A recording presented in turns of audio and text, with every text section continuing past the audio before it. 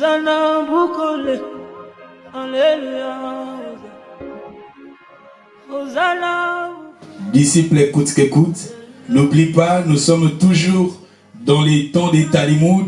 Talmud veut dire étude. Nous étudions la parole de Dieu. Nous sommes comme des élèves devant les seigneurs. C'est Jésus-Christ qui est notre maître. Et devant les seigneurs, nous étudions sa parole. Nous étudions la parole de Dieu. Disciple, écoute, veut dire le prix à payer pour être un disciple de Jésus. Le prix à payer pour être un disciple de Jésus. Nous sommes dans le livre de Jean chapitre 13 verset 14. Nous lisions dans le livre de Jean 13, 14. Si donc je vous ai lavé les pieds, moi le Seigneur et le Maître, vous devez aussi laver les pieds les uns les autres. Car je vous ai donné un exemple afin que vous le pratiquiez comme je vous ai fait. Vous savez, ce contexte, je vous ai déjà donné les dimanches passés, je vous ai donné ce passage. C'était Jésus qui l'avait dit, alléluia, le pied de ses disciples.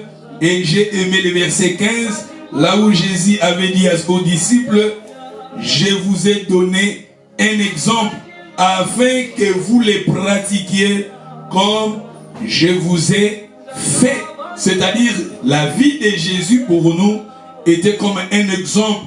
Jésus, nous sommes, comme je vous ai dit, j'ai dit toujours, nous sommes appelés à copier Jésus. Nous sommes des disciples de Jésus. Notre modèle, c'est Jésus. Nous sommes là, nous sommes ici pour copier Jésus. Je vous ai dit, je vous ai parlé, Jésus-Christ dans le livre de Matthieu 28, verset 19, Jésus avait dit à ses disciples d'aller dans le monde entier et de faire des disciples le monde entier. Le pensée du Seigneur, Jésus veut que le monde entier devienne ses disciples. Yesu alingi mokili mobimba bato nyonso tokoma ba disciples naye, même na mabota na biso, même na ba famille na biso, que nous tous nous devenions ses disciples. Et un disciple, c'est Jésus-Christ, yende aza maître na biso, yende aza exemple na biso. Moto esengi na biso to copier, moto esengi na biso to landa, to bengami to landa Yesu, to bengami to landa Yesu. Nous sommes appelés à suivre Jésus. Et le dimanche passé, je vous ai parlé sur la miséricorde, la compassion. Je vous ai dit miséricorde et compassion. Et ça, ba caractéristique il y a Jésus. Et ça, ba caractéristique il y a Yesu. Yesu azalaki moto oyo azalaki na miséricorde kati na ye.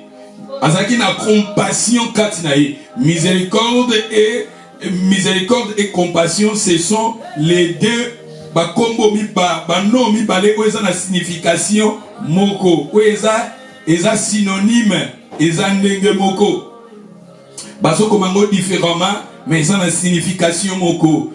Miséricorde et compassion. Je vous ai parlé dans la Bible, Jésus avant de faire ba miracle na ye okomona Jésus bazolo ba ayokeli batuana mawa. Tolbi ba caractéristique wana biso en tant que ba disciple à Jésus, nous sommes aussi appelés à copier Jésus, nous sommes aussi appelés à être comme Jésus. Tous en a ba caractéristique wana katina biso, tous à la bato parce que n'oublie pas to benga mi poto za la lolenge Yesu azalaki. Yango na yembaka na koloba na lingi na zala lokola Yesu.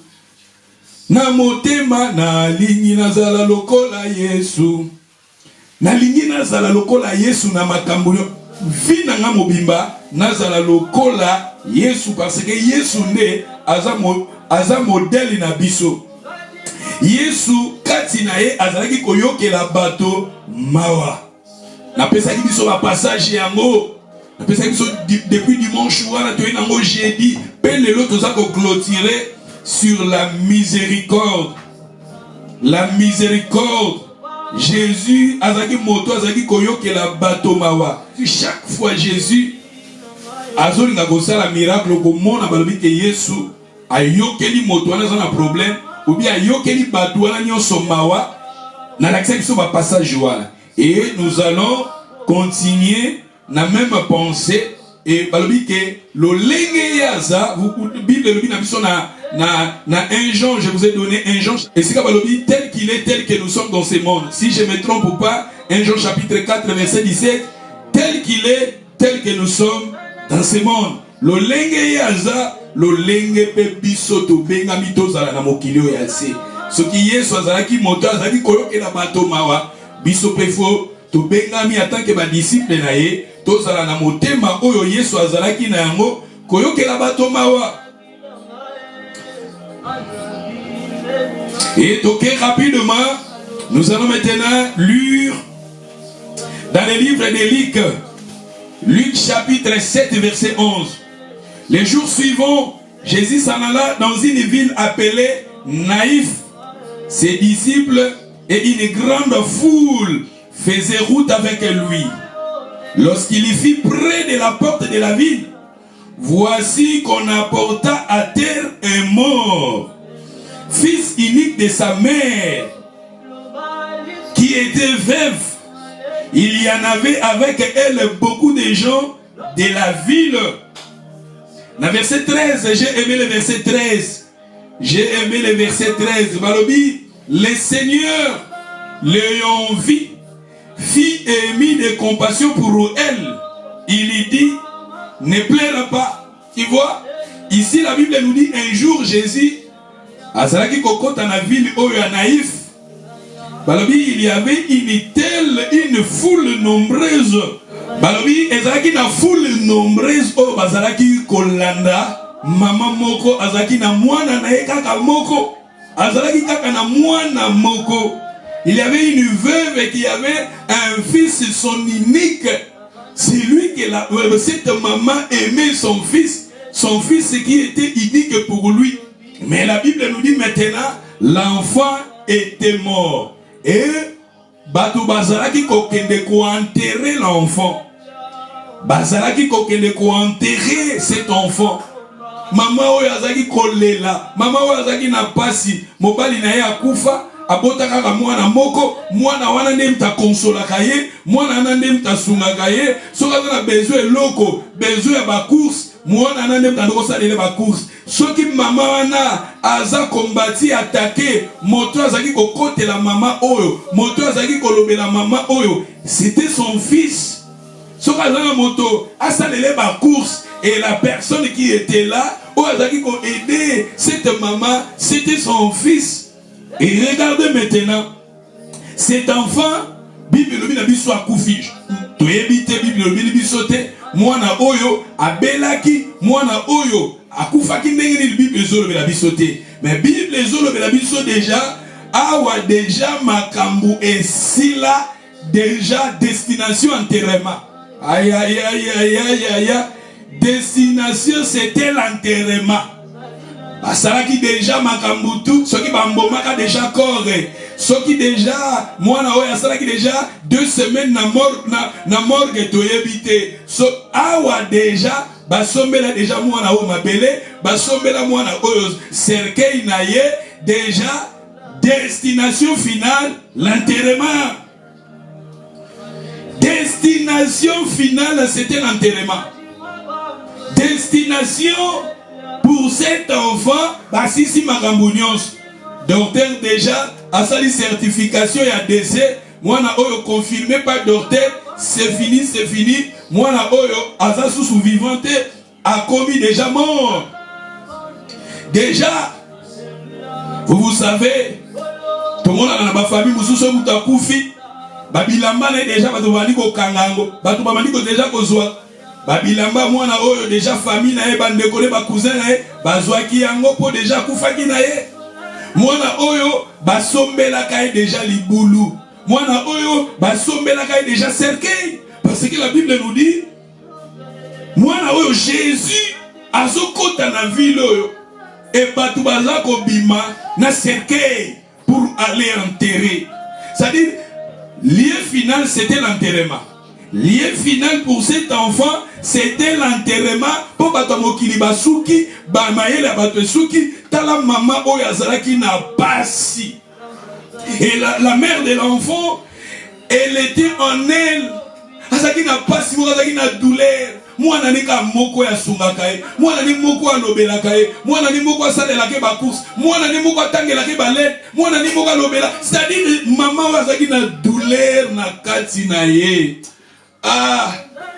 bato nyonso bakoki na bango kosunga mama oyo te bato nyonso bapesaki ka oyo ebongaki mpona bango bapesa po balobi esili badoktere balobi esili bato na mokili balobi esili lie bato bamonaki kaka bako kosunga soit basalaki bacotisation po basombela mwana oyo place po baenterre basalaki bacotisation po basombela mwana oyo cercueil na ye mais au moment baza kokende koenterrer l'enfant la Bible nous dit dans verset 13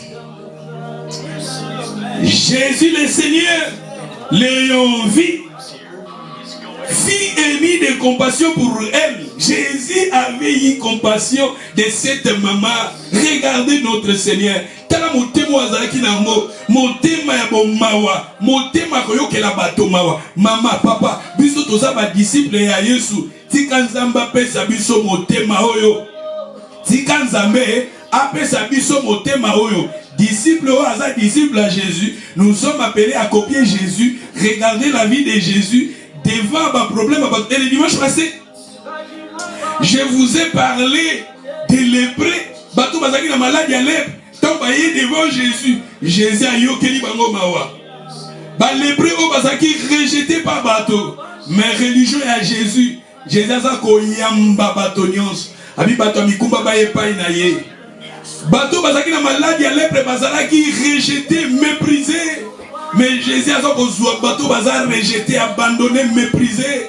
Yes azo yamba batouana, azo consolé batouana. Bateau société boaki, bateau babouaki, bateau ba méprisé. Seigneur azo yamba batouana. Pona kati na ye Yesu azaki na motema ya koyoke la bateau mawa. Il avait en lui cette cœur-là. La Bible nous dit quand il avait vu la femme, la Bible nous dit ayons y compassion. Elle a eu, la Bible nous dit, l'ayant vu, fit émis de compassion pour elle. Elle dit ne plaira pas. Je vous ai dit que Yesu Massia, avant d'avoir un miracle, avant d'avoir repéré sa solution, Azalaki koyoke la batomawa. Et après, la verset 13, on va dire le Seigneur l'ayant vu, fit émis de compassion pour elle. Elle dit ne plaira pas. Il s'approcha, toucha les cercueils et toucha les cercueils. Tala. Ezaka na histoire oyo o bazolo belabiso Jésus toucha les cercueils. Cercueil o basombela ka mwana oyo. Cercueil o bakotisa ka mwana o batamukili. Edi yasuka bamonaka basombela basalela mwana o bakotisation po basombele cercueil. Bamonaka basala bakotisation pour pas sombrer les liboulou mabele. Mais Jésus a un soutien qui va soutenir nous. Tala. Bien sûr, toujours awa Jésus, asaki na motema koyo ke la batomawa, biso pe to benga mi pono toza na motema oyo ya koyoka kamawa pona bato. Mais ils sont déjà dans la vérité mususu akolobela awa to kolobela ba vérité nini. Il y a en lisant ces contextes, il y a aussi quelques vérités ya koyeba. To monike cette maman azaki na mwana na ye mwana wana azaki précis pour na ye mais tala moyini Satan aye koyiba diable aye ka koyiba mwana o ya mama mwana o mama o azaki na sengo kotala mwana na ye quand la mère regardait son fils maman azaki na sengo azaki na choix pour mwana oyo yenda azaki kosunga ye kotinda azaki kotinda mwana oyo Moi, protéger. Et regardez maintenant, le diable est aïbi. Aïbi. J'ai compris aussi, Satan aïbi. Peut-être Satan aïbi. Et là, vous avez pressé pour nayo. Vous avez pressé pour nayo. Satan aïbi yango. Satan aïbi yango. Satan aïbi yango. Peut-être aïbi santé nayo. Ouais, tikali kati na yo, tikali ka malade, tikali kufa. Satan yibi esengo na yo, tikali kati na yo zanga kolela. Satan, j'ai compris que dans la vie de beaucoup de gens, Satan a yipi. Moi, na biso azaki précieux. Et chacun de nous, tozana makambo eza image lokola ya mwana oyo devant maman oyo. Tozana makambo, tozana babiloko mususu oyo eza précieux lokola vie ya mwana oyo devant sa mère. Na ba vie na biso tozana makambo mususu, tozana babiloko mususu oyo eza précieux, oyo eza incarnation ya mwana oyo devant sa mère. Peut-être moi na nuko kozala musala Satan ayibi musala na yo otikali suna musala te. Peut-être eloko moko ezaki précieux likambo moko ezaki précieux mutu moko ezaki précieux oyo Satan longoli yo yango. Et la femme, le diable, il avait tué son fils. Et la dame a pleuré son fils. Bato mokili bae na soutien. Docteur alobi esili bato mokili. Ezona makamususu na vie bato mokili balobi esili. Ba docteur balobi esili. Ba avocat balobi esili. Bato mokili balobi esili po bango basuki. Mais Bible ezoloba esika mayele na bato esuki. Esika ya Nzambe ezo continuer. Balobi esika Nzambe na biso. Il est le Dieu où il a dit qu'on changeait temps et circonstances. Notre Dieu, il est le Dieu qui appelle les choses qui n'existent pas à l'existence.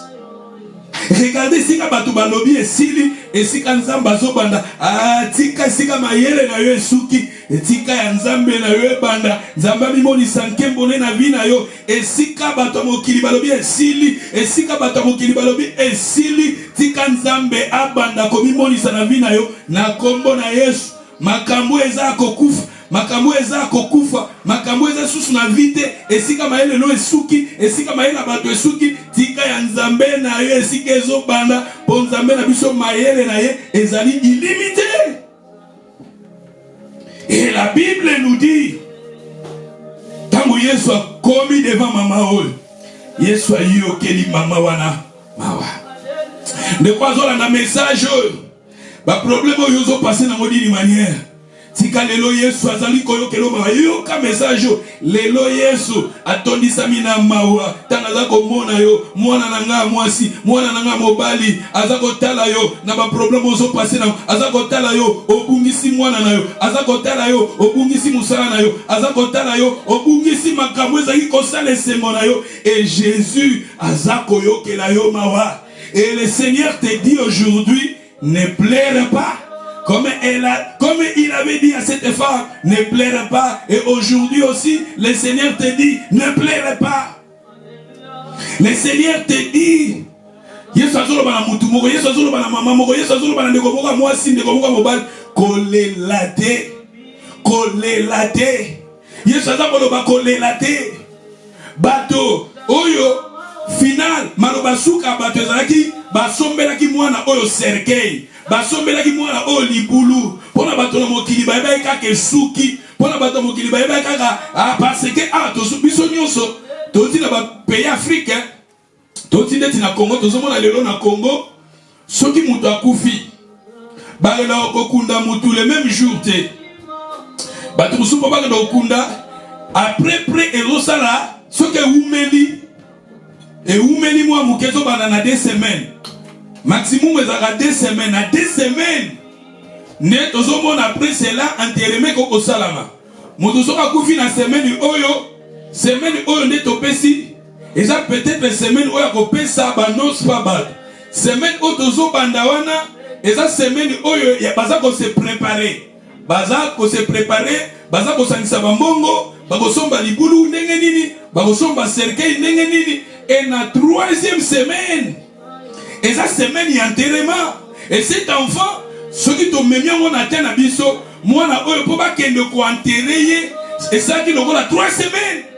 Et ça qui ce qui te met bien mon atteint à biso, selon ba calcul na biso, to komona que moi na oyo akufa qui ça fait déjà parce que awa destination ça qui enterrement. Destination finale c'était l'enterrement.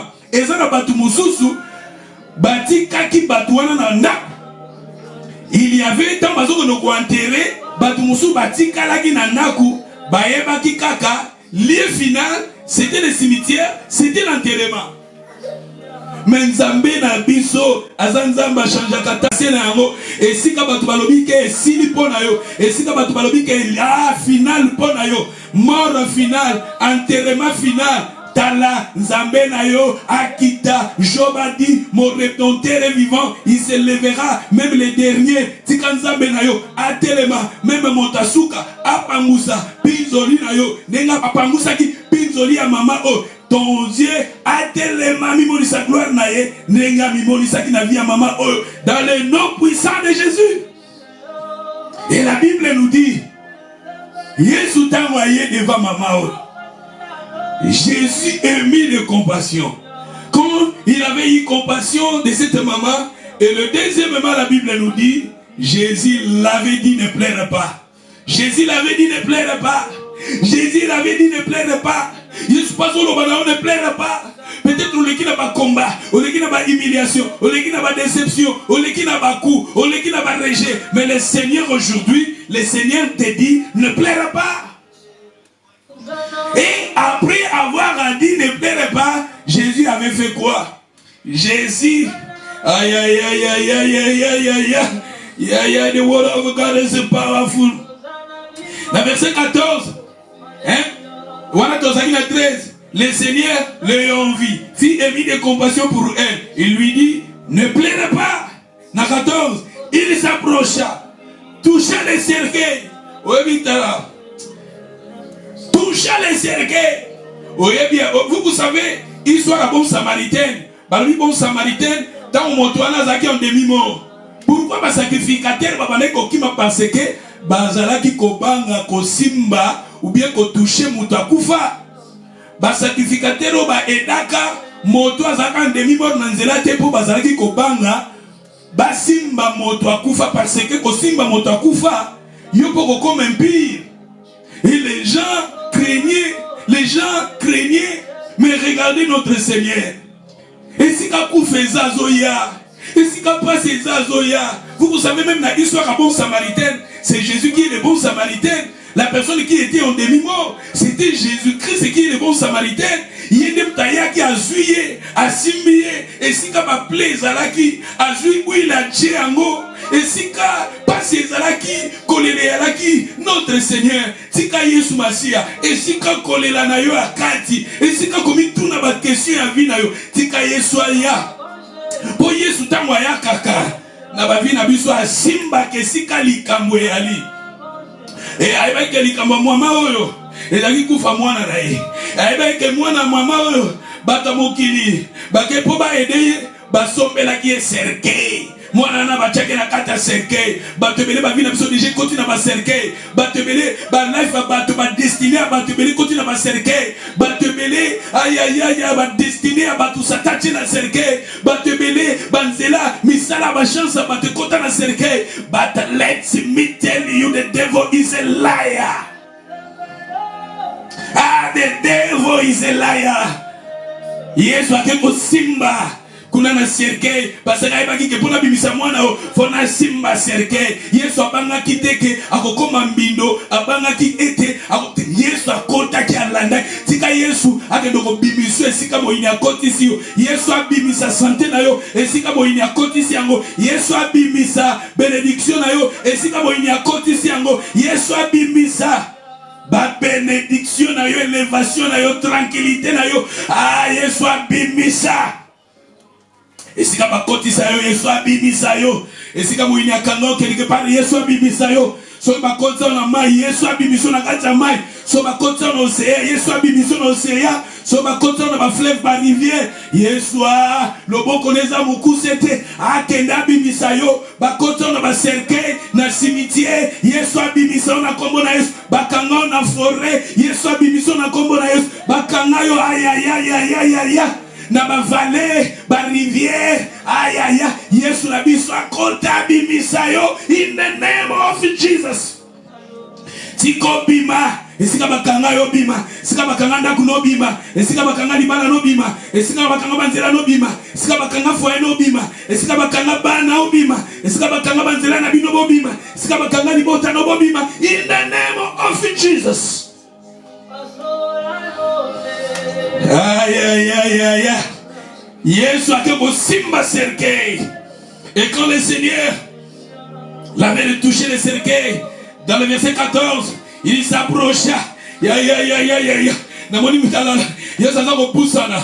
Mutazo na message mikolo Yesu azako pusana. Peut-être Yesu azaki mwa musika, mais à travers ce message, tika Yesu pusana na yo. Yesu pusana epai na yo, abadoko lobela yo. Yesu pusana abadoko lobela yo, même na bandoto, abadoko lobela yo, même na voix audible, abadoko lobela yo, même na ba vision, abadoko lobela yo, même na ba signe, abadoko lobela yo, même na ba miracle, abadoko lobela yo, même na ba prophétie, abadoko lobela yo. In the name of Jesus. Et la Bible nous dit Tangu. Et nous sommes dans le verset 14. Il s'approcha, touchait le cercueil, et ce qui l'a porté s'arrêtait. Aïe, aïe, aïe, aïe, aïe, aïe. Ce qui l'a porté s'arrêtait. Bato bazala kita batamukili. Ba memi mwana oyo. Me bazo meme wapi? Na tombo. Bazo meme wapi? Bazo meme wapi? Na cimetière. Bazo meme wapi? Na enterrement. Les gens aidaient l'enfant. Tel batamusus. Batamuki de belepe. Yozo kasa bazo aider yo. Mais bazo aider pour pas kunda yo. Bazo aider pour pas kunda yo. Bazala ki ko aider mwana pour pas kunda de mwana. Mais Yesu a bongoli. Tika Yesu a bongoli ça. Makamuna yo Yesu a changé yango. À travers ce message, Yesu a changé ma circonstance à vie na yo. Et c'est comme ça qu'on ne cotisa yo. Et c'est comme ça qu'on ne touffé yo. Et c'est comme ça qu'on ne boma yo. Et c'est comme ça qu'on ne étouffé yo. Et Yesu en abimisa yo. Abimisa yo. In the name of Jesus. The devil is a liar. Aïe aïe aïe aïe. Yoka, elle te continue malobi. Et ce qu'il a porté s'arrêtait. Il lui dit, jeune homme, je te l'ai dit, lève-toi. Et le mort s'assit. Il s'est mis à parler. Aïe, aïe, aïe, aïe, aïe. Jésus les rendit à sa mère. Jésus les rendit à sa mère. Naliki batudio so boza la ligne. Ozo landa message oloba Jésus les rendit à sa mère. Jésus trois fois. Jésus les rendit à sa mère. Jésus les rendit à sa mère. Regardez cet enfant qui faisait azali kosala plaisir à maman. Moi no akufaki. Menanzela Yesu. Moi na komi koloba. Aïe aïe aïe aïe. Vio moi na oyo. Oyo azalaki vivant mais akufaki nanzela Yesu. Moi na komi koloba. Aïe aïe aïe aïe. Moi na oyo. Oyo azalaki kosala esengo ya mama oyo. Akufi menanzela Yesu. Yesu azongisi mwana oyo. Mwana akomi koloba. Tika makambo ezali kosala plaisir na yo. Oye kufi, oye kufa. Yesu nanzela Yesu. Yesu asekwisa yango pe azongisela yo. Aïe aïe aïe aïe. Banzela oyo ezaki akokufa. Banzela oyo ezaki akokufa. Destiné oyo ezaki akokufa. Aïe aïe aïe. Yesu nanzela Yesu. Yesu asekwisa yango pe azongisela yo yango. Say me take it. Loba nazali kozwa yango. Loba liloba wezanga. Liloba weza liloba moko prophétique. Eza pona ndeko moko. Eza pona sœur moko. Eza pona frère moko. De loin de près. Makambo nyonso ezalaki akokufa pona yo. Ezalaki plaisir na yo. Ezo sala plaisir na yo. Ezo sala kimia na yo. Ezo sala sengo na yo. O moyinya yibi. Eza lokola image ya mwana oyo Satan bomaki. Manazela Yesu. Yesu azongiseli mama oyo. Tika Yesu azongisela yo. Azongisela yo. Azongisela yo. Sika kufe yalaki akota bomoy. Esika kolele yalaki azongise sengo. Esika pase yalaki akota lobiko. Esika kokako yalaki ame abondance. Esika confusion eza. Yesu amema ba grande chose na vie na yo. Yesu amema élévation. Yesu amema témoignage. Yesu amema miracle. Yesu amema in the name of Jesus. The word of God is powerful. Yesu amemi. Esika kokauke yalaki. esika ba doute yalaki, esika pasi yalaki, esika ba tomokili balobaki esiki, esili, mais Yesu wana, le rédempteur des rédempteurs. Vous savez, Jésus, il est la résurrection et la vie. Et quand Jésus avait vu l'enfant qui était dans un cercueil, mais Jésus les avait amenés à la vie. Yeshua mema, on ne sait pas kokufa na vie na yo. Et comme la bobo ina kombo na Yesu. Et si ka malade ekoti Yeshua mema vie na kombo na Yesu. Et si ka kokauka yaki Yeshua mema bonus na kombo na Yesu. Et si ka division yaki Yeshua mema kimia na kombo na Yesu. Et si ka komitungi sa yaki Yeshua mema restauration na kombo na Yesu. Et la Bible nous dit, hein, tu l'as dit que mwana oyo azaki mama oyo ezaki lokola ndoto. Maman oyo tu l'as dit que imaginez que mwana oyo akufaki déjà ça fait 3 semaines. Na lobi na biso semaine na liboso soki na sta na biso soki mutakufi bako tena na morgue. Kuna na morgue soki balongola ki bichopwe toyebite. Mais Yesu na biso aza rédempteur, aza restaurateur, aza docteur, yaba docteur, médecin, yaba médecin. Mwana oyo première semaine à Koufaki, deuxième semaine ezaki préparation, troisième semaine ezaki enterrement. Mais la troisième semaine, aïe aïe aïe, ezaki par hasard ezaki par hasard que Jésus aya na vie wana, ezaki par hasard Yesu aya kaka na moment wana, moment enterrement. Ma sœur, mon frère, eza par hasard yozo kanisa, ezaka libaku au côté d'internet. Olanda message, peut-être à travers message, Yesu alinga kutana na yo, wa yebi kolela na yo, wa yebi bapasi na yo, wa yebi komitungi sama na yo. Ah, eza par hasard était loba me take it. Kokutana ya mwasi ona mama oyo, na Yesu ezalaki par hasard c'était dans les plans de Dieu. C'était dans les plans de Dieu. Je savais, Jésus savait.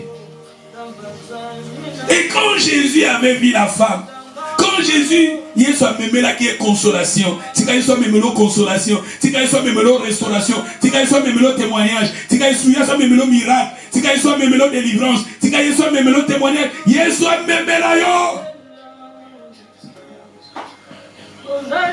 Aïe aïe aïe aïe aïe aïe. The word of God is powerful. Jésus les remis à sa mère. Hein? On a dit dans le verset 14, on a souke, dans 14, on a souke, il s'approcha, toucha les cercueils. Ceux qui le portaient s'arrêtèrent. Il lui dit, jeune homme, je te le dis, lève-toi. Les morts s'assis. Il s'est mis à parler. Moi, on a commis koloba. Moi, on a commis koloba. Moi, on a zaka kokufa commis koloba. Makambo zaka kokufa me commis na bomoy. Et comme sous kotambola. Et comme sous ko marché. Aïe aïe aïe aïe aïe. Et la Bible nous dit dans le verset, il s'est mis à parler, Jésus les rendit à sa mère. Et la Bible dit, tous se firent saisis de crainte. Il glorifia Dieu en disant, un grand prophète apparut parmi nous. Et Dieu a visité son peuple. Et cette parole sur Jésus s'est répandue dans toute la Judée et dans tous les pays de l'entour. Tu vois ce que le Seigneur a fait. Tu vois ce que notre Seigneur a salaka. Pour nous aussi lisa, donc il y a une histoire, il y a Lazare.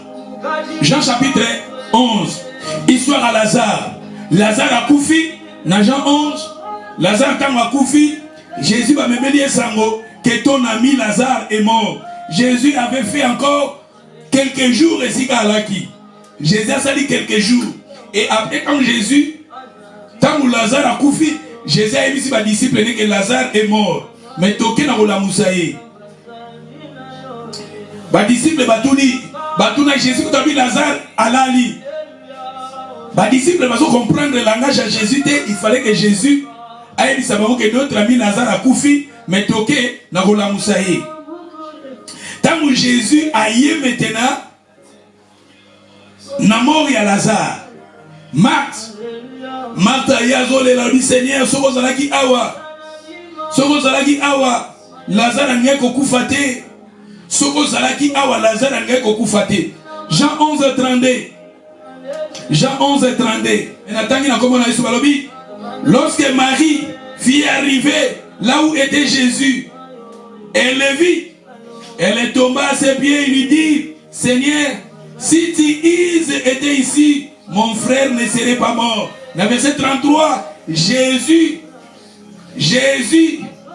le voyant plaira, elle et les Juifs qui étaient venus avec elle. Balobi awa, frémit à son esprit, il fit tout émis. Ozomona, babi Yesu ami yokeli mawakati na ye, il fit tout émis. Yesu tanga moni bongo esali e pasi kati na ye. La Bible nous dit avant la mort de Lazare. Et quand Jésus aussi était arrivé dans la mort de Lazare, Lazare a fait déjà quelques jours, si c'était 4 jours, et Jésus venant, peut-être total peut-être 6 jours, si je ne me trompe pas, 4 à 6 jours. Vous savez, devant la tombe de Lazare, quand Jésus a lui il sent maintenant pour salir déjà 4 jours. Mais Jésus, pour faire cet miracle, pour ressusciter Lazare, il fallait Jésus ayokela bateau mawa, ayokela Lazare mawa, ayokela Marie mawa, ayokela Marthe mawa. Marthe, Marie, Lazare, baza même famille. Et bateau nyoso bazaki ba disciple à Jésus. Bazaki ba disciple, c'était des disciples de Jésus. Mais regardez Jésus aussi. Pour la Moussa Lazare, il fallait Jésus ayokela mawa, ayokela mawa. Et Jésus plaira. Dans Jean 11, verset 35, la Bible nous dit Jésus plaira. Jésus a plairé. Parce que ayoki mawa. Yesu na biso aza muto ayokela rabatu mawa. Tolobi to benga bi poto za na ba caractéristiques o kati na biso. Un enfant de Dieu, un chrétien, nous sommes appelés yakosenga nzamba pesa biso motema yakoyokela kabatu mawa. Motema wana ya bomawa kati na biso. Pour benga bi to za na ba disciple à Yesu. Pour Jésus en lui, azalaki na caractéristique o caractère na ye comportement na ye azaki moto azaki koyokela batu mawa. Et tant que tomoni ayokeli maman mawa alamusi mwana na ye. Pesi solution na ba problème ya mama oyo. Et appel Lazare tango akufi, Yesu Masihi aleli ayokeli bango mawa et Jésus akindaki na tombe. Et sika bakuni esali 4 jours. Yesu alobi ba kende balongola libanga même bande bazolo ba il sent déjà pour sali 4 jours. Il sent mais Nzambe la biso a changé à 14 circonstances. Nzambe la biso tomoni Lazare ou yakufi. Vous savez le nom Lazare et Nicole, Dieu a secourir. Lazare et Nicole, Nzamba sungi, Nzamba secourir. Vous savez, dans Hébreux chapitre 4 16, Balobi approchez-vous vers le trône de la grâce pour être secourir et trouver miséricorde. Secourir. Quelque part, nous sommes comme des Lazare. Chacun de nous portons en nous le nom Lazare. Et Lazare qui était aussi disciple de Jésus, Lazare qui était aussi un enfant de Dieu, Lazare qui était aussi ami de Jésus, et Lazare était mort. Et je vous ai dit aussi, peut-être dans ma vie, la vie est dans ma kaboueza kokufa. Peut-être dans ma vie, la vie est dans ma biloko eza kokufa. Peut-être dans ma vie, la vie est dans ma kamboyo eza kokufa. Yoza mwana nzambe, yoza disciple à Jésus, yoza ami à Jésus, yoza menakati na vie na yoza na makambo eza kokufa. Mais Yesu na biso ko perdre l'espoir te. Yoka na jamais tazoloba Seigneur si tu étais ici, mais Jésus était là. Abiso ko zalaki awa. Yesu amina zo sekusa lui oui Seigneur je sais na mukola suka. Yesu azoloba présent. Tika na zoloba lilobo eza présent. Liloba eza liloba o prophétique eza présent. Makamulu eza kokufa Yesu à travers liloba oyo. Liloba eza lokola mbula soke bimi et polisa kama bele liloba oyo eza yo. Makambu na yo lelo Nzamba zo changer ngoloba amen. Yesu azo mema na présent Yesu kene na fiti. Yesu azo na kosekwisa ye Yesu ba jese na mukola suka. Na mukola suka te lelo. Lelo eza yo, liloba eza yo, eza liloba prophétique eza ya yo. Say I'm take it. Tika makambo eza kokufa kati na vie na yo. Yesu a ressuscité yango. Tika ba Lazare baza kokufa na vie na yo. Yesu a ressuscité yango. Tika vino eza ya ce qui santé na yo ezo marché te eza kokufa Yesu a ressuscité yango tika banzela na so eza kokufa Yesu à travers cet message a ressuscité yango aïe aïe aïe aïe ba makambo yo zo linganzamba salela yo ce que eza kokufa the devil is a liar Yesu a ressuscité yango na kombo na Yesu. Reçois ta délivrance au nom de Jésus. Reçois la tranquillité au nom de Jésus. Reçois le bonheur de Dieu au nom de Jésus. Reçois la délivrance de Dieu au nom de Jésus. Reçois la grâce de Dieu au nom de Jésus. Reçois les témoignages de Dieu au nom de Jésus. Reçois le miracle de Dieu au nom de Jésus. Reçois la tranquillité de Dieu au nom de Jésus. Reçois ce que tu veux que le Seigneur fasse pour toi. Reçois cela à travers ce message au nom de Jésus. La Bible nous dit dans le livre d'Hébreux, chapitre 13, verset 8, Jésus-Christ est le même hier, aujourd'hui et éternellement. Jesus is the same yesterday, today and forever. Au nom de Jésus. Au nom de Jésus. Et si comme malade est au nom de Jésus. Yesu ana kende akita. Amimoni sana vina au nom de Jésus. Yesu Nabomo ya Lazare. Lazare. Bilamba Lazare. O bakabola nga bazongi saka yango. Babia Lazare. O batomokili bazwa bazongi saka yango. Tika o moyini ayiba. Tika o baiba ya moyini azwa, moyini ayiba na vina yo à travers cet message. Makamunza bazo sala. Lelo na vina yo. Aya o nyoso bungisa. Ezongi sela yo au nom de Jésus. Ezonge la melayo au nom de Jésus. Ezonge paina yo au nom de Jésus. Banzela nyo sezaka kokangam. Efungwa malelo au nom puissant de Jésus.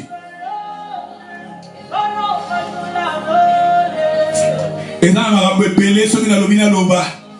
Nani akoko sala bosoke za Yesu te. Nani akoko sala bosoke za Yesu te. Lazare oya kufaka 4 jours. Tomoni Yesu.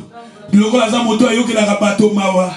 Yesu wana est-ce que vous balba que si li pona Lazare Yesu wana ki ko ressusciter Lazare.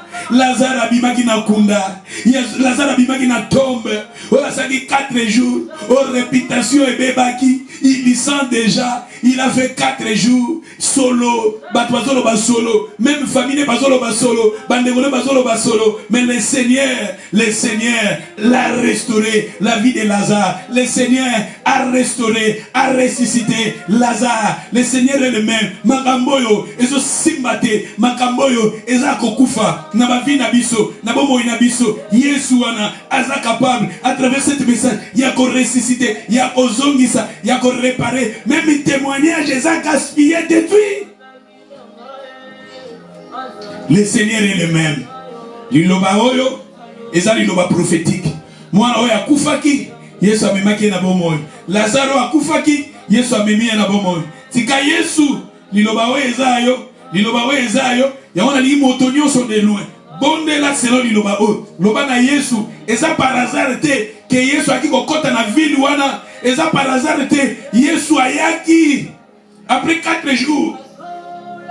Yakufa Lazare ezaki par hasard te. C'était dans le plan de Dieu. Nzambe pa yebaki lelo yo koyoka message o. Po Yesu wana ali ko bimonisa na vie na yo. Yo ko bondela pendant quelques secondes. Bondela yebisa Yesu eza par hasard te. Yo lingina yoka maloba oya kondima. Yesu yo bongwani te. Oza lolenge moko. Lelo lobi pe libela na libela. Yo yebi esika. Yo loba na Yesu. Makambo yo bungisi. Oeza lokola mama abungisa ki mwana na ye. Mais Yesu wana zongisi la ki mwana na ye. Loba Yesu ona bungisi. Yesu zongisi la nga à travers ce message. Lazare aza kokufa kati na nga. Yesu ressuscita ki Lazare. Ressuscité aussi. Oeza kokufa kati na nga. Et tout le monde dit pendant quelques minutes. Tout le monde dit alléluia. Samba zalila ya. Pasola lole.